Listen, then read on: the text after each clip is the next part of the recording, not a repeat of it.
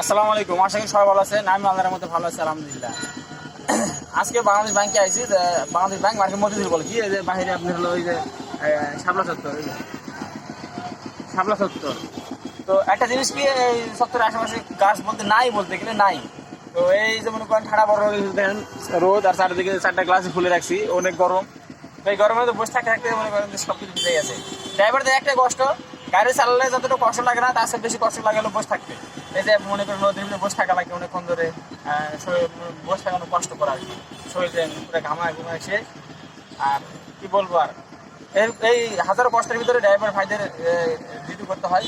এমনও লোক আছে যারা এসি ছাড়ে না, আবার যারা ট্রাক চালায় এদের এসি নাই, অনেকের আছে, আবার অনেকে ফ্যান ব্যবহার করে। তো ড্রাইভারদের আসলে জীবনটা অনেক কষ্টের। শুধু আমরা প্রাইভেট কার না, সকল ড্রাইভার ভাইদের রাস্তায় কষ্ট করে গাড়ি চালাতে হয়। তো সবাই সাবধানে দেখে শুনে গাড়ি চালাবে। সবাইকে আল্লাহ হাফেজ। আর আমার চ্যানেলটি সাবস্ক্রাইব করবেন, ভিডিওতে লাইক কমেন্ট শেয়ার করবেন। আসসালামু আলাইকুম, আল্লাহ হাফেজ।